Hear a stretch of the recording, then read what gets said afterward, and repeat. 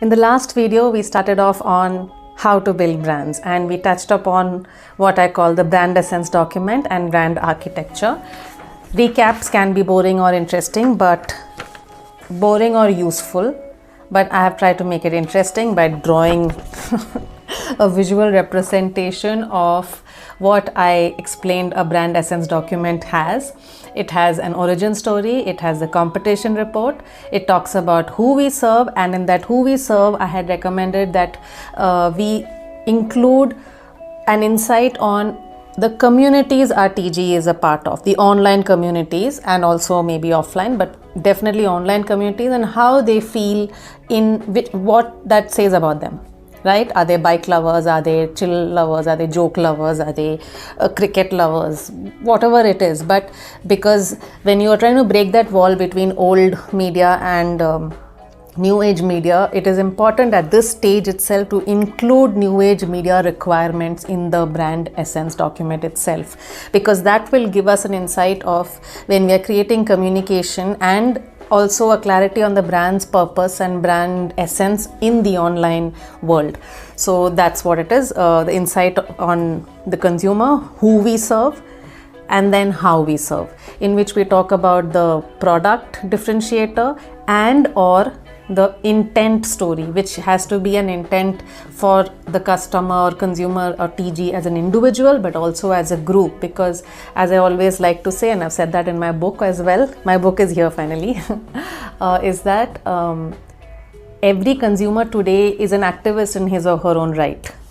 You'll understand what I mean more when you read the book, but it doesn't mean saving the planet or educating girl children, but it means because they have the platform and the community support to push for the things that they care about, they do that, and we have to support them in it. So that's what it is, how we serve, value system, and then the brand essence in a nice pithy line. And I had suggested that you look at them online. There is lots of literature on it online, so let me not take more time on that.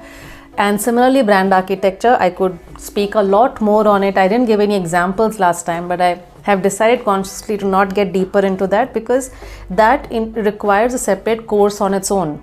If I have to go deeper than what is already abundantly available online, so you can read up on brand strategy if you want, but if I get deeper into it, I will do a course on it, a separate course on it.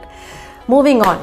So this video is going to be about ongoing strategy. If you have these things in place, you may either get involved in a brand which already has these things in place, or you may get involved in a brand which does not, and then you have to be participating and help arrive at the brand essence document, brand architecture. But after that becomes the ongoing strategy work. Every brand, our role comes in the world of communications primarily and connecting with the consumer. And if you're working in an ad agency or communications agency or a social media agency, when a brief comes from the client for a piece of communication or for ideas, a brand strategist need to get involved only when there is a problem statement. So when a strategist is being briefed, the strategist needs to, actually brand strategy is nothing but problem solving. If there's no problem, then there is no requirement for brand strategy. So if you look at it, just like I said, I renamed consumer insight as relevant tension point. There's no point in saying consumer insight, because a consumer insight could be, people understand a smile in any language. It's beautiful, but it doesn't have a tension point. People understand a smile in any language but are afraid to smile at strangers. Then there's a tension point. So that was that. So similarly here, if we call brand strategy as problem solving, it makes our task and the role far more clearer. So when people in communication agencies and advertising agencies and whatever, when they know they have a strategist on board, and when they think they have extra time, they think, okay, let's just involve the brand strategist. This is the brief we have. Give me some brand strategy. The brief could be something like, we have dropped our prices and we want to announce that. So is there a problem?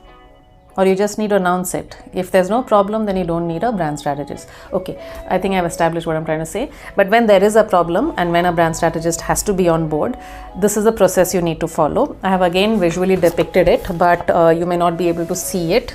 There are these steps. So I will just take you through it, and I will of course share this with you. So the first is to listen to the brief, understand the brief. All of us, not just as brand strategists, but as people itself, need to learn the art of listening. So you listen for not just the business and brand problems, but for the problem the person who's speaking to you is facing. So you need to understand the person, because you're working in a team and you're delivering, collaborating. So yeah, listen. After you listen, you put together a brief. So there's a client brief which comes, but there is a requirement for us to process it and make a brief which includes in bold letters what the problem statement is.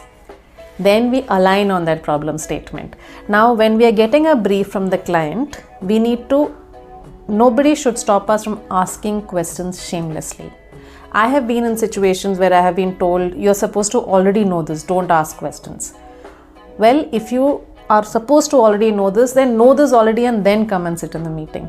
But if you don't know something, I think my way to go is to ask shamelessly. I would have a respect for clients who appreciate that we want to know every nitty-gritty and ask those questions over and over again, because we want that clarity, rather than clients who show an impatience to answer our questions, because in those cases it means they don't need us. They don't need the strategy planner, because a strategy planner has to ask questions until and unless they have what they call the SMART goals, which you're probably familiar with. SMART. S for specific, a specific goal, a measurable goal, an attainable goal, which is like realistic, a relevant goal, and time bound. In this much time, I want to achieve so much in a way that is specific and relevant. But we have to achieve this as much as possible from the brief we are getting from the client, and we can't allow anybody to ask us to hold us back from that. Clearly, it's something I feel strongly about. All right, and I've never seen a client complain to me when I do this, but I've seen people sometimes pull you down within our teams, claiming that some sort of image management, that we have to pretend like we know enough, but if I don't, I don't. All right, once we have this, we need to process it into making it a problem statement clearly. And now, before working on this, we again have to go back and align on this to ask them, have we understood right?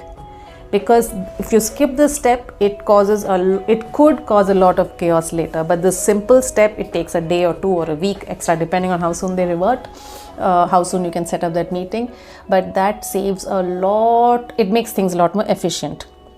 So you have the problem statement. Once that is aligned, the real work of the strategist starts, which is research. And research is not as straightforward as consumer surveys. It is research, it is exploration, it is investigation across anything that is relevant to the problem at hand. So of course you have to understand the end consumer in context of this business problem, or if it's a business to business, B2B business, then the decision makers and the customer, the users of the product or the service. We need to understand what the trends, we need to research on what the trends in this category are, what is the competition doing, and competition again, not just direct, but also anything that people consider when they are in this situation. Sometimes there are some brands you'll work on which will claim that they don't have any other competition because they are an innovative product. For example, when Uber started as a cab thing, they would have probably thought we don't have competition, but they do have competition. Any friend giving you a lift is competition. So I hope I've explained what competition understanding is.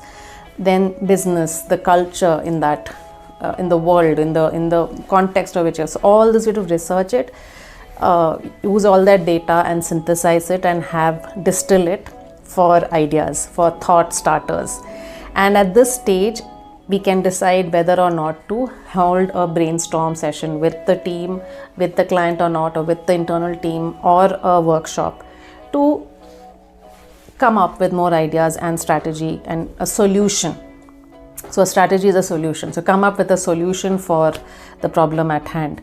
I want to again assert that a brainstorm without doing this research and without distilling those ideas and without having all this data is the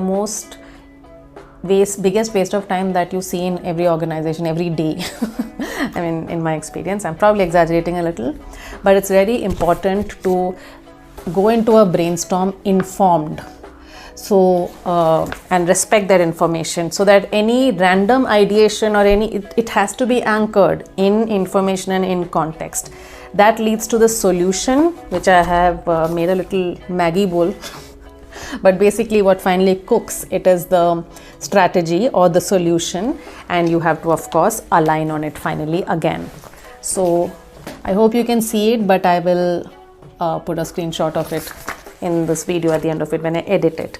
I just like drawing these things, so, and I think it breaks the monotony. It's cute, right? Let me show it to you again. Okay, so in the next video what I'm going to do is the most relevant for communication agencies is for strategists within communication companies is to put together a great creative brief. So the next video is going to be what goes into a good creative brief. Cheers.